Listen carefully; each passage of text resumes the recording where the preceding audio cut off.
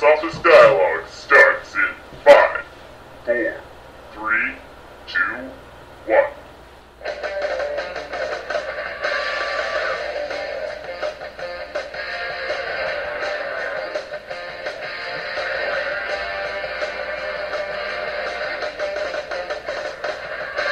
This is Box Office Dialog with your host, Emperor Xander. and Red Lantern 24. now your host, Emperor Xander. Hello and good evening. I'm Emperor Xander, and this is the first episode of Box Office Dialogue. And with me is my friend Red Lantern. Hello, everybody. Hello, Xander. How are you doing today?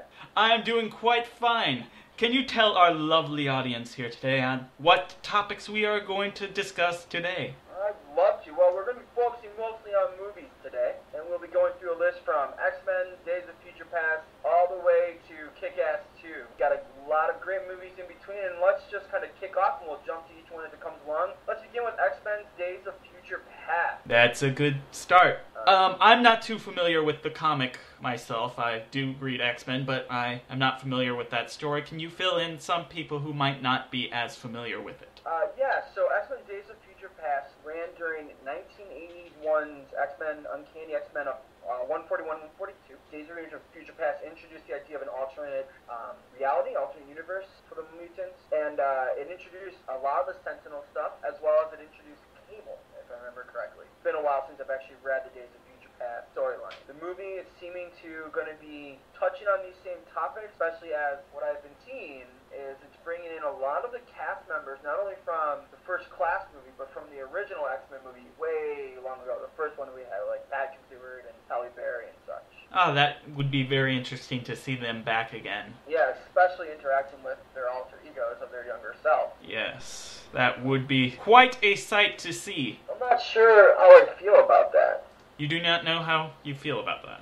Well, I feel First Class had a lot of hit and miss with the movie. There's a lot of things kind of wrong with it, in my opinion. And I just don't know, like, what they're going to do with bringing back people like Patrick Stewart and Halle Berry and pitting them against kind of newcomers that were in the First Class movie. So they're going to just be interacting and not, like, fighting or anything, right? Not that I know of, but, I mean, who knows? It looks like the guy who played Magneto's back, so Magneto's going to be back, possibly having his powers back, which we saw him lose at the end of Last Stand. Yes, but didn't, at the end of Last Stand, he regained them somehow? Well, we saw him shake a piece. It wasn't anything big, so they weren't fully gone, I guess we'd say. It's like a muscle. You just have to work it out and get it back to full strength. I guess. You have to do your X-Men training with the Eye of the Tiger playing in the background. Rocky Balboa style X-Men training. Yes, you gotta do the mutant training montage.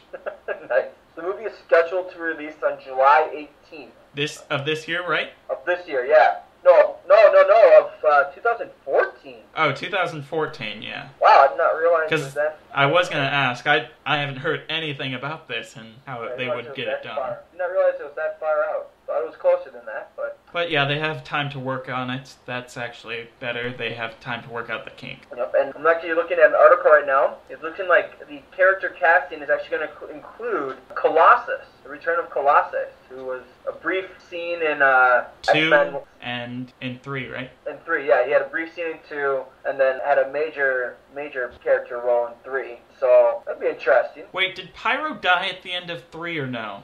He didn't die. He was just overly beaten by Iceman. Alright. I remember that scene because he was like covering Iceman with fire, and Iceman did his official turn to ice thing, and he was like, "You shouldn't have left school," and Iceman responded, "You should never have left," something like that. I remember I was a Pyro fan at the time, and they're like, bullshit.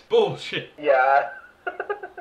I don't care how powerful his ice powers are. He's made of ice, and that guy's shooting fire at him. He would die if he turned to ice. It would actually make him weaker to do that.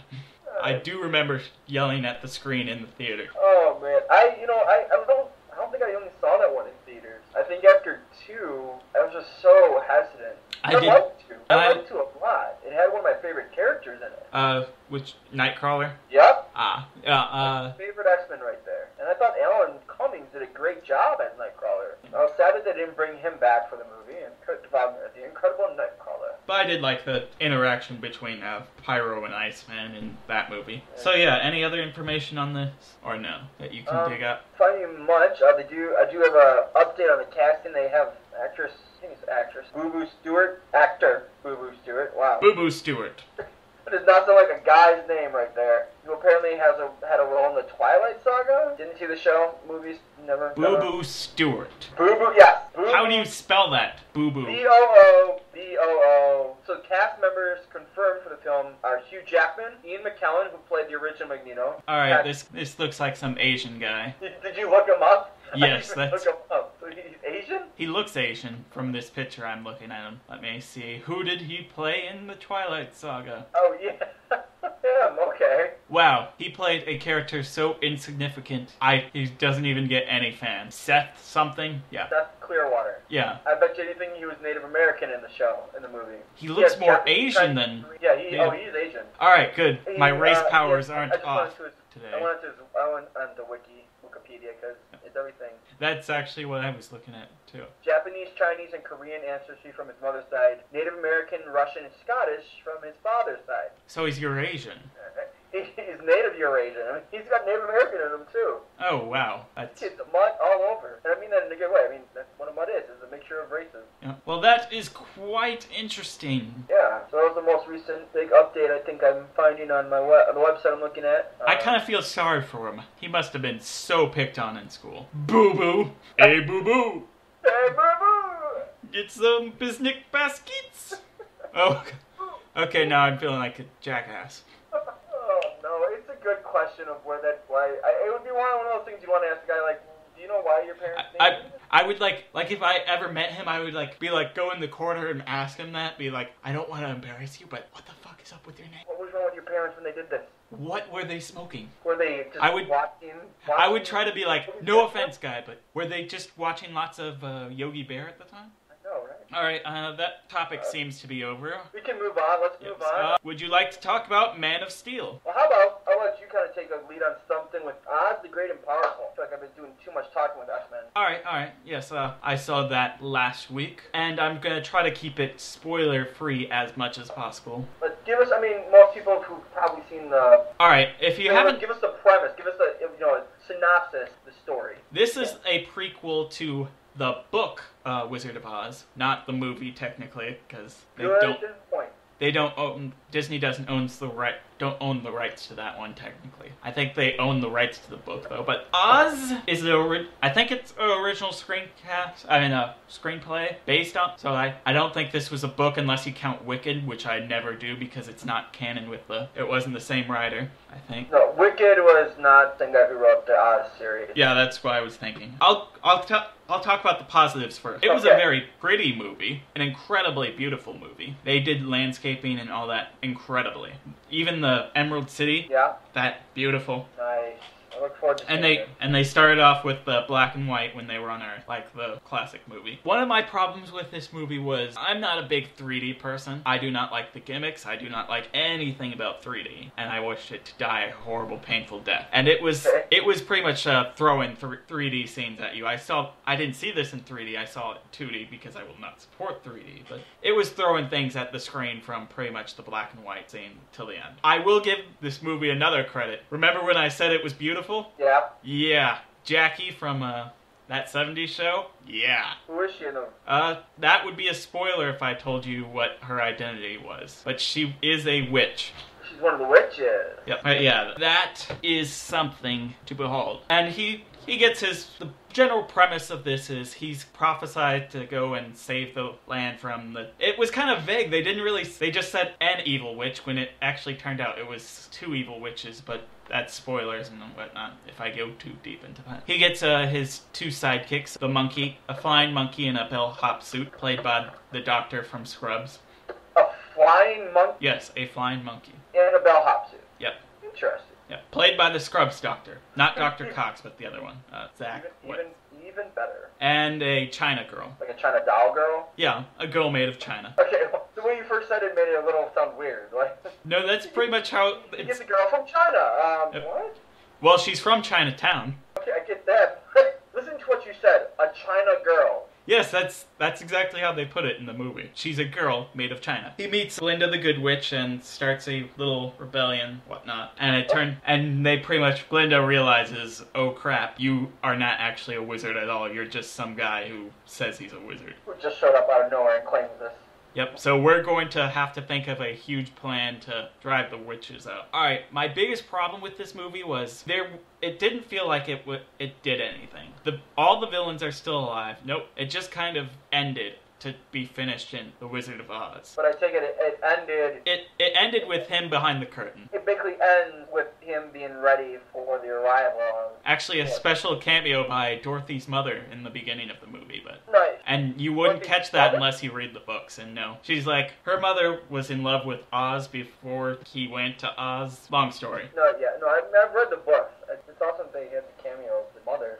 Her mother makes a cameo. But yeah, it just doesn't feel like he really did anything. The bad guys are still around, and it's just like, well, we kind of just delayed. It didn't feel like anything got accomplished in the movie. If this was the original screenplay, so they could have done more things with it. Glinda is the Good Witch of the South, am I correct? North.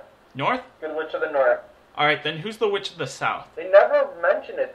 I'm trying to remember the names that they gave that they came from the book. There's the Witch of the West, which is, I think it's Evanora. Now I gotta look up the names again. Dude, why do you make me do work? Well, I'll fill in time while you look. You know what? If they were gonna make a scene that they were doing an original screenplay, which I think this is, which I've already said it is, and I'm just gonna go with it even if I'm wrong, they should have at least come up with an original villain for him to actually fight and defeat. Because none of the villains are defeated. They're just, well, I won't live in the Emerald City anymore, but I'll be over there waiting for Dorothy to come land a house on me. They could have thought of They could have thought of a third or fourth witch or whatever for him to actually defeat. That was probably more powerful or something. All he really does is scare them off. That's kind of not really a spoiler because these are the same two witches and they really don't do anything. It could have been done a lot better if they actually had someone for him to actually defeat. Do you have those names yet? So I'm actually gone back to the book because I realized the movie threw a lot of things off. Not Oz Great and Powerful, but yeah, I know that it had a few things off. So Glinda is in the books the Good Witch of the South. You're right. My apologies. Point Wade. What? Oh, I was just giving myself a point. We're keeping score here. You didn't know? Oh. This will go on to our epic battle, and whoever has the highest score will win the battle. That's an in-joke, people. Yeah, I'm going to give myself 40 points. Well, then I'm still up 200. Well, that was on top of my 5,000 I already had. As I said, I'm still up 200. Okay, we're getting off track here. I'm sure the people listening are going, yeah, what okay. in the world? Okay, now I'm trying to... They're showing me is Glinda. I don't want to just see Glinda. Give me the other witches. They're just throwing his bomb. Do you agree that they should have at least added someone for him to actually defeat? Maybe a warlock or some other being that he could have defeated? I don't know. Part of it, he never, they never had him, when he talked about his time, even in the books, when he talked about him becoming the wizard, he's just like, I showed up and they acclaimed me wizard. They made me wizard. And it led to being hated by the Witch of the East and the West. That's kind of what happened? So the books themselves, the original books never gave him a villain, so I think part of what, at least what it seemed like, what Raimi was trying to do, the director... Oh yeah, that was Raimi. I think part of what they were trying to do was be true to the books while making an original story. Does that make sense? Yeah. So not adding they could have extra villain. They could have added an extra villain. I think it would have worked out if they did. I can see what you're saying. I think maybe a third sister or a father or a mother that was even more powerful, and they're kind of like, oh shit, this guy's powerful enough to defeat that person that was more powerful than both of us. Let's get the hell out of here. That's what I would have done, but that's just me. But then again, you staying true to the source, but maybe it was doomed from the start if you're if you don't stay true to the source, people will complain. But then there's stuff like this that it doesn't feel like anything really got accomplished during this movie, and people like me are complaining. Yeah, it wasn't a bad movie in any mean. Out of curiosity, did they only have the three witches? They had East, West, and South. So they didn't have the Good Witch of the North? No. That's interesting. Because in the original book, she's the one that Dorothy meets, not Glinda. She meets the Good Witch of the North, whose name is Locusta or Tetipo. Don't ask me why these names are given that. I'm just reading what I'm seeing. Did they mention Ozma at all? Ozma? Who's that? I'll take that as a no. Ozma is the prophesized ruler of all of Oz. Oh, that's technically him. Oz. So yeah, there was the thought of that an emperor would, a wizard would show up, and then there was Ozma, who was a female, another witch, basically. Oh no, they did not mention that. Like a great witch. Yeah, Would that be an evil witch or a good witch? She's good. She'd be like King Arthur kind of person. Does that make sense? Like, yeah. The greatest ruler who was here once and gone and is coming back. And so yeah, no. Says no more magic folk. I mean, she got weird. Ozma was weird. Not important though, because she's not in the movie. Another thing that I think didn't work out in the movie, the Wicked Witch of the West cackling, trying to make it like intimidating and whatnot. Like they did the exact same cackle as the old version, which it worked back then because people got scared of that kind of stuff back then. It's just cheesy now. That's another problem I have. Like she was like and I was like, really? Can you redo that again, please? Really? See, it's just glad I wasn't the wizard, because I would have been like, I just would have been blank faced, be like, this is our villain? Really? Oh, but then again, I would have my concealed handgun, and then, bam, witch dead, I win, give me the throne. It would be a very short movie, just say that. Anything to add to that? I don't know, I think part of it, a lot of people are thinking this is a prequel to the original, that 1940s movie with Judy Garland, and it's not connected to that at all. And I have a feeling that the studio threw that in because people will be expecting it, most likely. Once I see the movie, I'll have more, thoughts on it, I'm sure.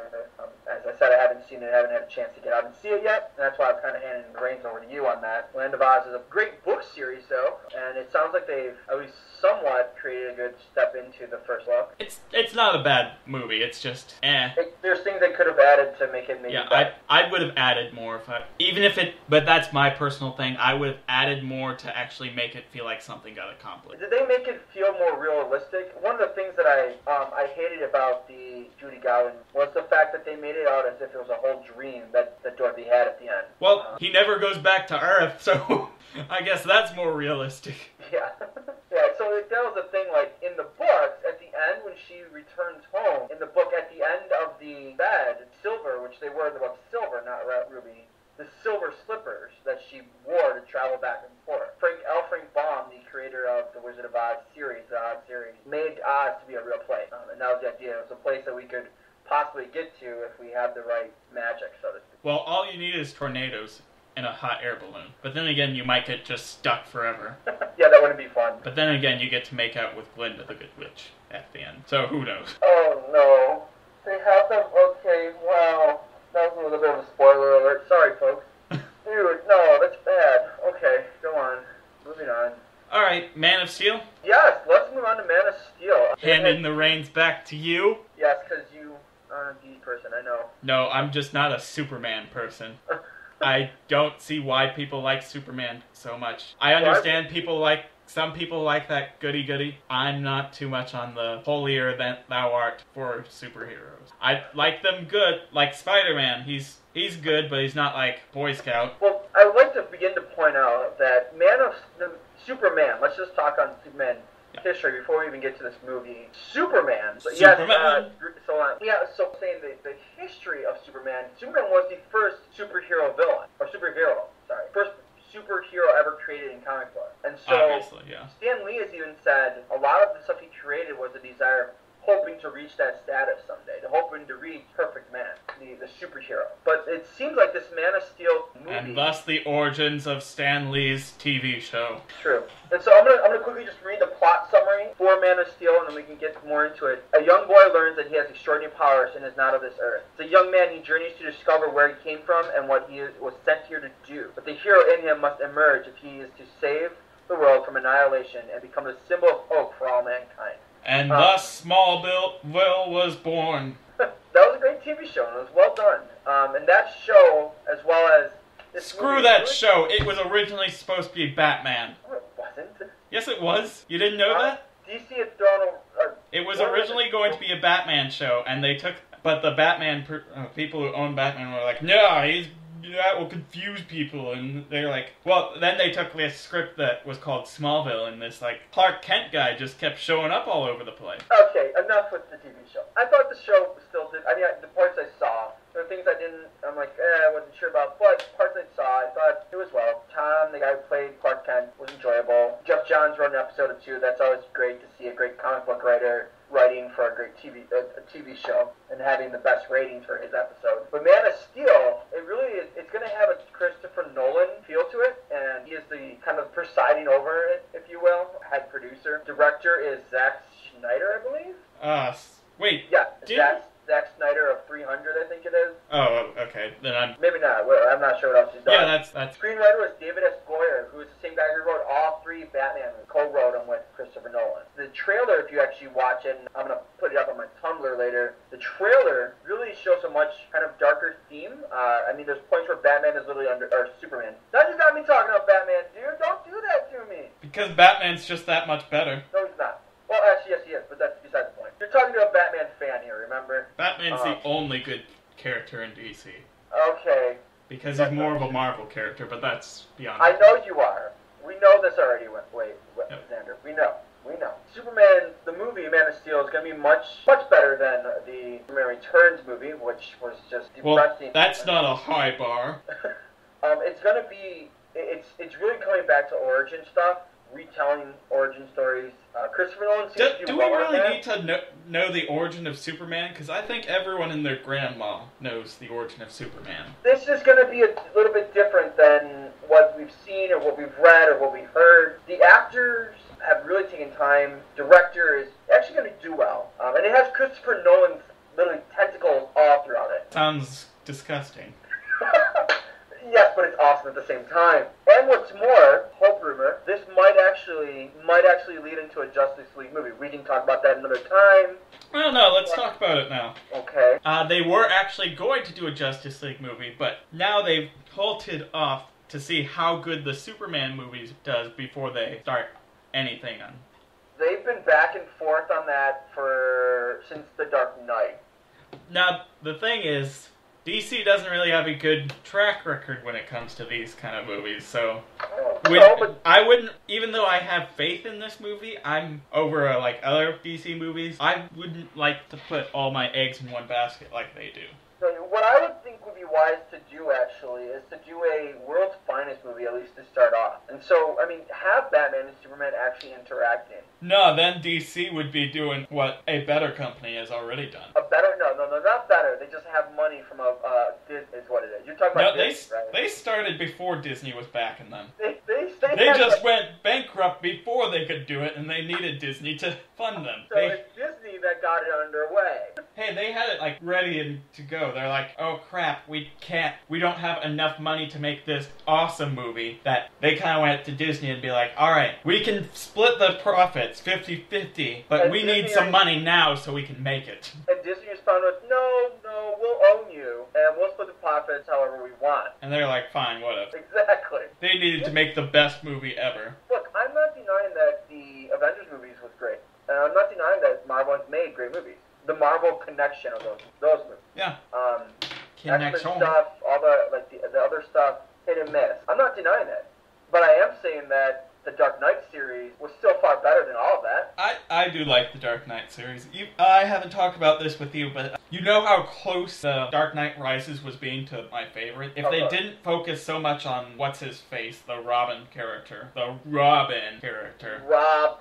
Yeah. If they didn't focus so much on him, it probably would have been my favorite. If they focused more on Batman and Selena Kyle. I get what you're saying. I think the one thing I liked is that Nolan's desire was not only to finish off the story with Batman, but to bring in the next generation. I want to get your opinion on that since we haven't talked about it. Do you think he's actually alive or dead? Because some people think he's actually dead. Who? Bruce Wayne. That was just Alfred having a hallucination. No, he's alive. He and Selena Kyle got out, and That's alive.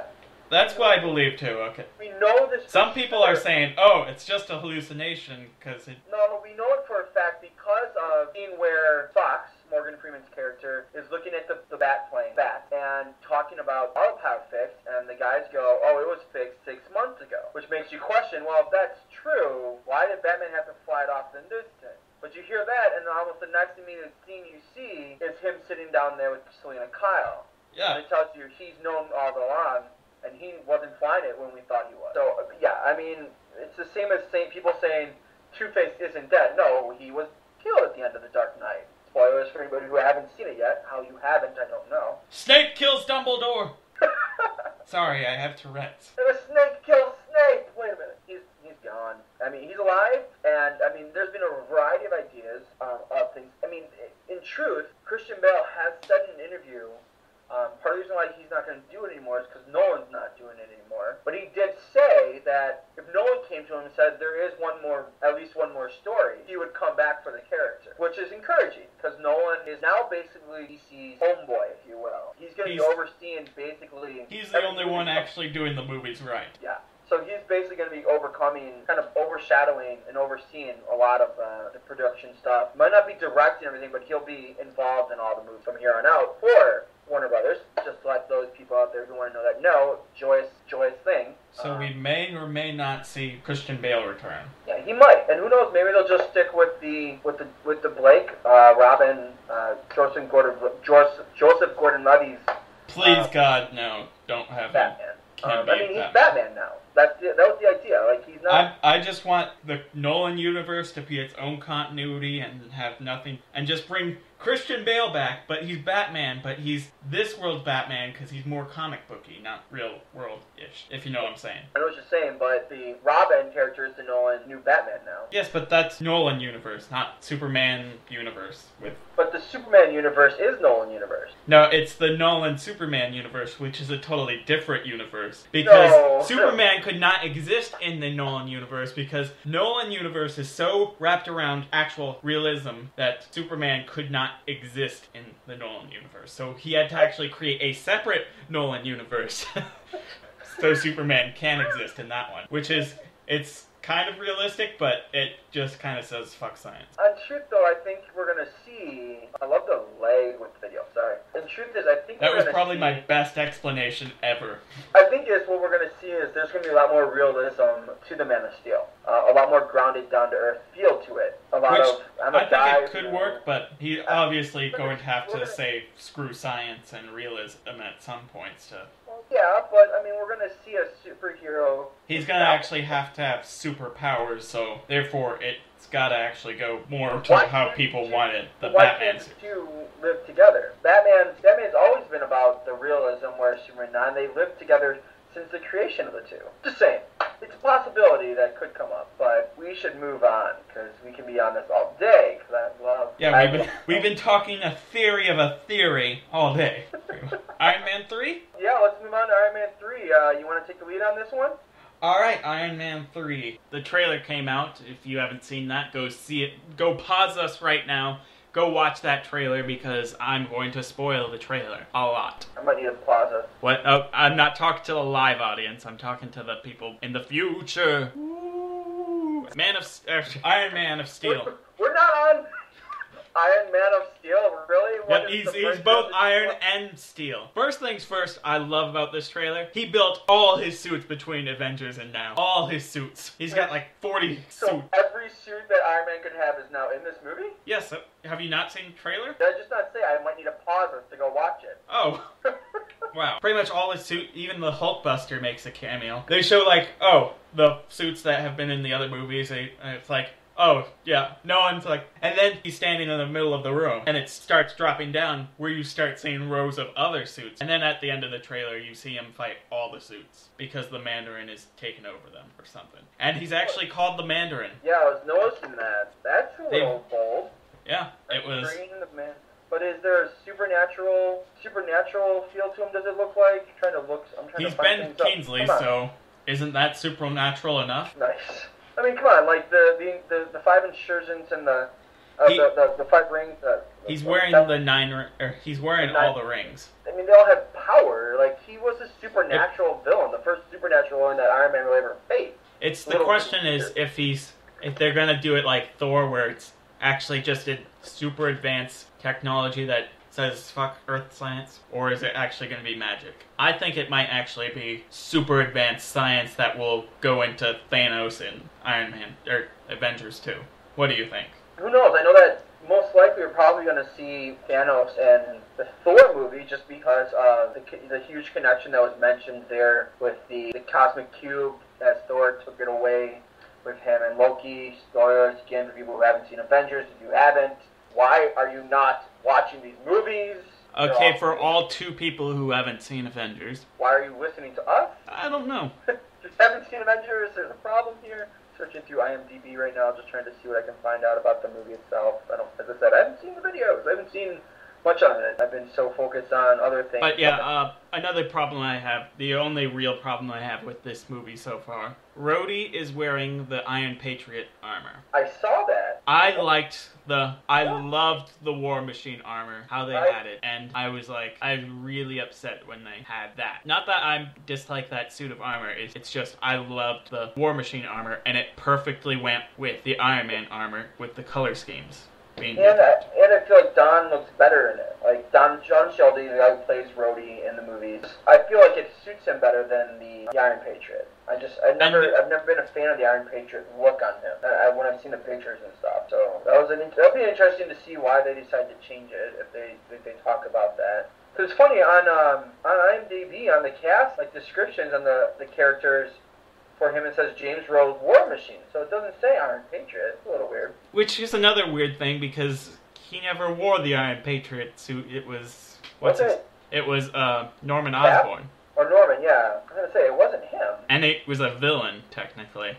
Well, depends. See, if you were gonna go this route and actually bring the Iron Patriot in, you should have had Justin Hammer be the Iron Patriot. Just saying, because he's kind of the Norman Osborn sort of this universe. It's true, being that we can't have Norman Osborn in the universe right now. Unless they finally worked out that thing with Spider-Man, because remember the rumors that Avengers Tower was going to be in, or one of the towers was going to be in the other movie. It didn't get done in time or something. There was a rumor, but as of right now, Spider-Man is still owned by Sony. Well, no, I thought they were going to somehow work together. The problem is the royalty rights, the studio. Now that I think the talk was that, and then Disney. The way Disney is, Disney won't do that. Disney will want full control rights over everything, and Sony won't go for that. Sony will make, especially after the newest Spider-Man movie, Sony will be making bang these movies, and they're not about to give up their... And just to put my own comment in this, I love the new Spider-Man movies. The actor is way better than Tobey Maguire. Oh, by far. I thought these new movies are great. I'm excited for the second Amazing Spider-Man. I'm glad I'm actually speaking to someone. In my other podcast, everyone's too big of a Sam Raimi fan to actually give the other movie a chance, and they just bitch at it because it's not Sam Raimi. No, I really preferred the current Amazing Spider-Man. Since we're on that, we were talking about that too. I really preferred it over the other ones. I just never thought Tobey Maguire was suited for the character. And I love Andrew Garfield as an actor, and I thought he did a great job. And then, but as far as I know, Sony's not willing to share, basically. In a good way. I think it's right for them to hold on to their stuff and make the money off of these characters the way they can. Especially if they're going to get back to roots, you know? Yep. I did like you saw the end teaser trailer, the eggshell, with Doc Ock and not Doc Ock with the Lizard and the mysterious man who stepped forward. Isn't it Shocker? Huh? They implied it's not Shocker, Electro. The guy who was talking with him? Yeah, it's No. Jamie Foxx's Electro. No, it's not Electro. Well, yeah, then who is it then? Well, it was the most vague thing because it could be like 30 people in Spider-Man. Let's look this out first of all. He was talking to the guy as if the guy was his boss, right?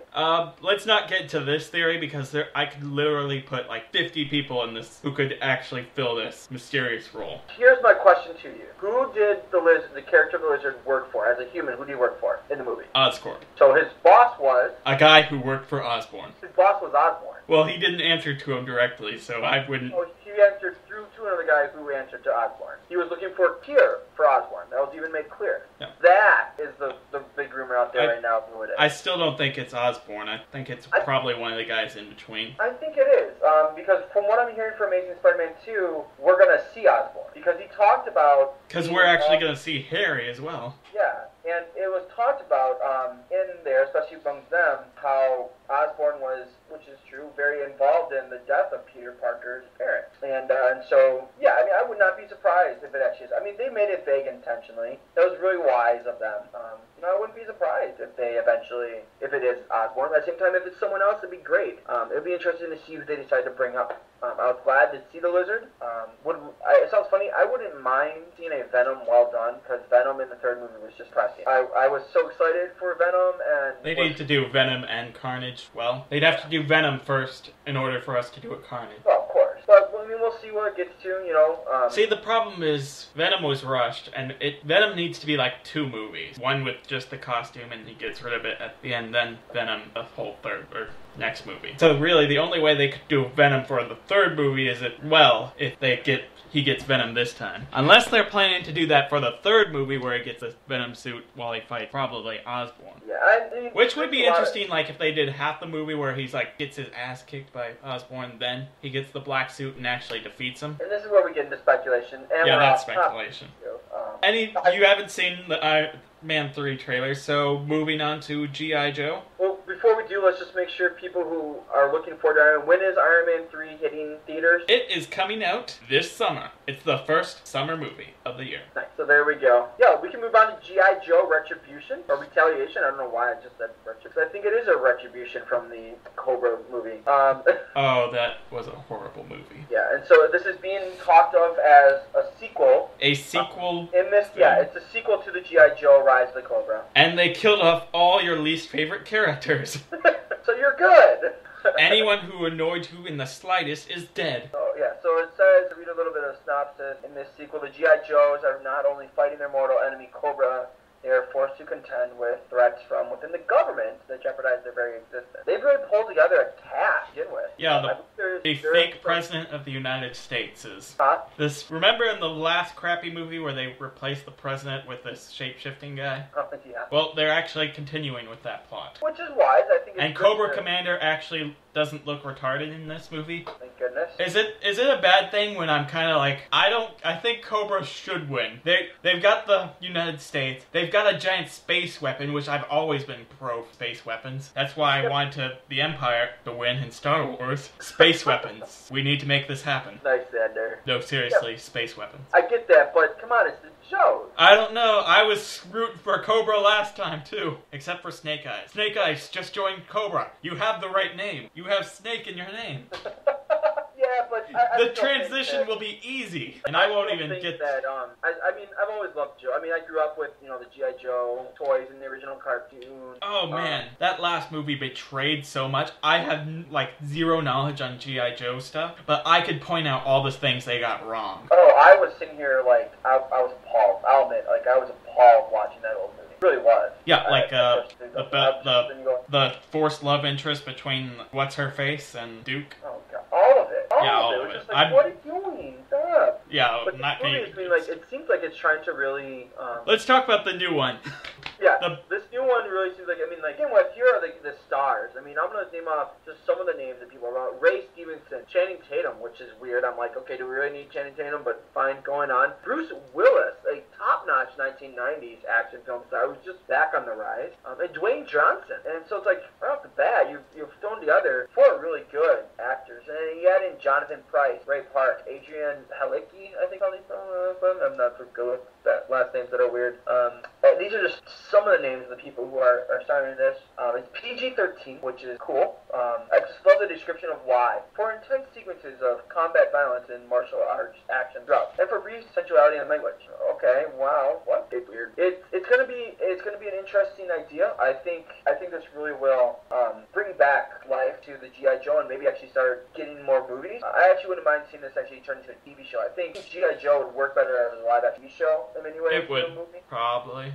And so I wouldn't mind. I think it'd be great if the studios had this movie come out, and if it did well enough, transition into. I mean, you don't have the same actors. Obviously, I don't see you get Bruce Willis and Dwayne Johnson to. I don't think they would even be really main stars in G.I. Joe anyway. Well, they seem like they are 2 of the top big stars in this one. They're probably like, I don't even know what the character names are in this movie. I haven't looked all that up stuff. I should probably get over to IMDb and check that. 1 second. Yeah, they're not like even canon characters. I would probably be surprised if they were technically canon characters that they're not original characters. I'd be surprised. Alright, G.I. Joe. Cast of characters. You got Joe Colton. Colton was the original. Duke is back. Played by Channing Tatum, Captain Duke Hauser. The only guy who did a decent job in that movie. Dwayne Johnson is Roadblock. Lady J, Firefly. Warden, Nigel James, Snake Eyes, Mouse, Sartan, Blind Master, Storm Shadow. Yeah, they got the characters, man. And then you have Cobra Secret Service, Jinx, U.S. President with his Jonathan Pryce, Cobra Commander, unconfirmed of who's playing him. Because I am Cobra Commander. No, you're not. Cobra! I am Iron Man. No, I am the Walrus. Let's move on. Comes out. The date for this is actually quite soon. It comes out March 28th of this month. 20th of this month, and it'll be in 3D and 2D. Yeah, it seems like it's getting a lot of good comments about it. Plenty of trailers out there. Go find them. Look it up on YouTube. Yeah, they're all there. So I think that's what we got there. What are your thoughts about them continuing, like rather than like restarting the series, continuing it, like making a sequel rather than restarting the whole thing, which they could have done. Well, they did it the right way by destroying everything that you hated about the first one, and pretty much a new cast besides like one person. But yeah, I have really nothing to say. I'm still not a huge G.I. Joe. Are you ready to move on? I'm ready, yeah, man. Let's move on. Alright, our final topic of tonight. Yes, this is one I'm actually looking forward to talking about. Kick-Ass 2. That's right, Kick-Ass. So, to catch people up, they don't remember Kick-Ass. The first one was about a kid who just decided after mom died that he was going to go on to become a superhero. Just a regular kid dressed in a costume and people up. The first attempt kind of failed, and then eventually he got better, and it went on to some really interesting. I actually don't want to spoil this. People, if you have not seen this movie, go watch it. Make sure you're old enough to watch it, though. It is a rated R movie for a reason. I think one of the toughest things is watching basically a 10-year-old girl. It costs a lot. She's now 15 in this movie, right? I think as an actress she might be, but the character's only like 2 years older. No, I thought they said, oh yeah, I'm 15 now. If they did that, then maybe she was only like 13 in the first one, because I think this story might be taking place 5 years after. I mean, it'll be interesting to see what the screenwriters did. I've been reading both the book, and so Kick-Ass 1... Because I know the movies kind of do their own thing. Yeah, the thing is, the first movie and this one, I mean, they added a few things in the movie, but... I know they changed things in the movie. They changed a few, but nothing major. Like, the main thing, storyline... they changed Big Daddy's story. I know that. As I said, they changed small things, but they made... His story in the comic book wouldn't have worked well, whereas his story in the movie fit much better. And they still had the character doing which was training his daughter to fight, which is the weirdest thing in the world. Imagine having that life growing up.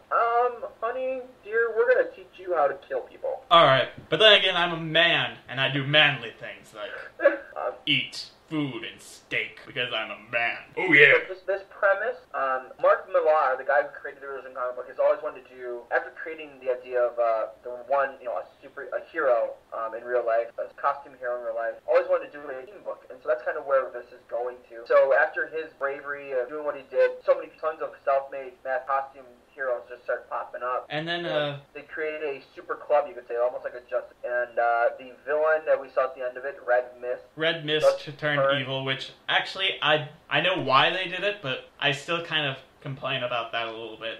What do you mean? Like, I didn't feel like it was justified for him to turn evil. Be like, his dad was a complete douche to him. It didn't matter. There's a pride thing, and the fact that he started fighting. Like, he was willing to sacrifice his son for his own life. And I was actually waiting for his son to actually be the one to kill him, because he was just, go there! I throw you in front of me to die so I can survive. Yeah, but... That's really the only complaint I have about Kick-Ass. I get that, but... I didn't... He doesn't need to be super goody-goody, because I just thought, hey, he should not be pissed off at Kick-Ass for killing his dad, because he was a douche anyway. But yeah, I don't know how I like McLovin's new costume. Like, I kind of like it, but I kind of dislike it at the same time. Yeah, well, did you see, what's her name, Mother Effer? Have you seen her? Look up pictures of her, man. This Russian psychopath who he hired. I mean, that's the one thing. Now you have Kick-Ass as a hero, a poor kid, versus a rich, snobby brat, and this rich, snobby brat can spend tons of money on people. Oh yeah, they create the first supervillain team. Yeah, well, after you create create the first superhero team. What's next, right? Now the question is, which one came first? The heroes. Anyway. So yeah, so like I mean, there's things like there's the super team is called Justice Forever, and it's run by a born again ex mobster named Colonel Stars, who was played by the amazing cast, of Jim Carrey.